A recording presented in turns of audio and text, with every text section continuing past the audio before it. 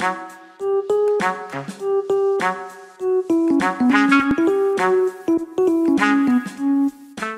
Fédération gambienne de football nous a accueillis en ennemis.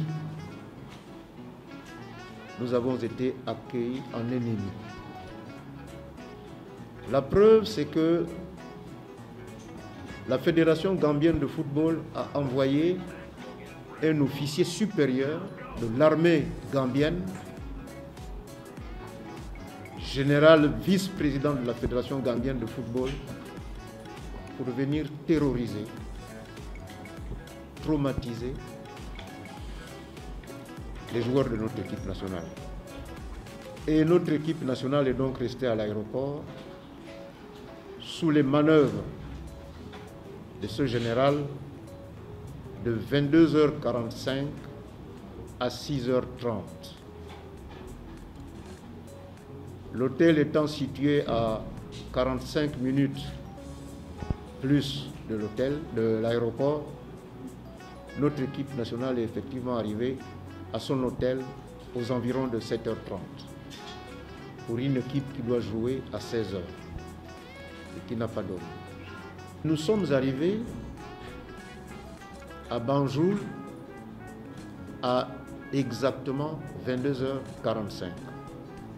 Dans cette attente, il y a un officier de la santé qui s'est présenté à nous pour dire « Je viens vérifier les résultats de vos tests ».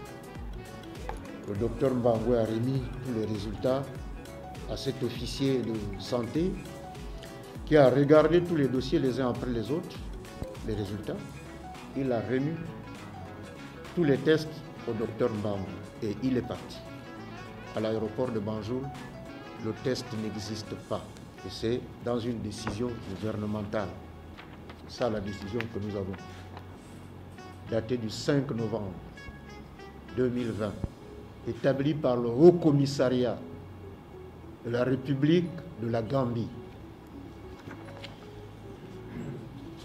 La deuxième preuve, c'est que le ministre de la Jeunesse et des Sports du Gabon, qui est arrivé à Banjul en début d'après-midi, a effectué ses formalités de police, normalement. Il a récupéré ses bagages et il est sorti de l'aéroport sans passer le test.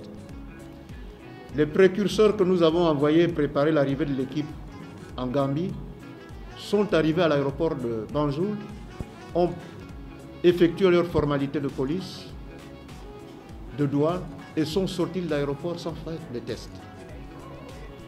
Curieusement, ce monsieur, de blanc vêtu, chauve comme moi, a ramassé tous les passeports et est allé les enfermer dans une pièce à côté. J'imagine à une poste de police. Et finalement, nous avons commencé à aller dans les négociations avec ces messieurs qui n'a même pas daigné respecter la présence de l'ambassadeur du Gabon dans cette négociation. Il ne voulait rien savoir. Curieusement, à 6h30, les gens viennent pour dire « Bon, écoutez, prenez vos passeports, maintenant vous pouvez partir ». Entre-temps, ce monsieur qui donnait des instructions de gauche à droite n'était plus là. L'acte qu'il a posé en dernier avant de partir, c'est que quand il a vu que nos joueurs commençaient à s'allonger, il a fait couper la clim et il a disparu.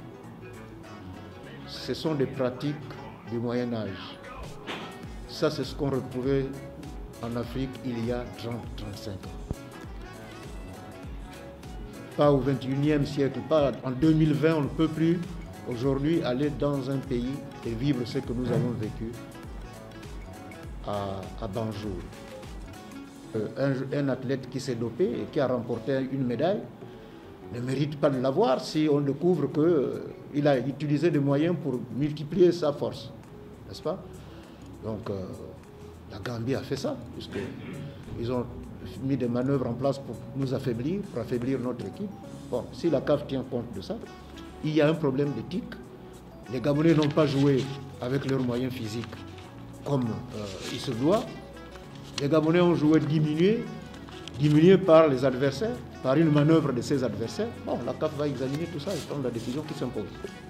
Merci.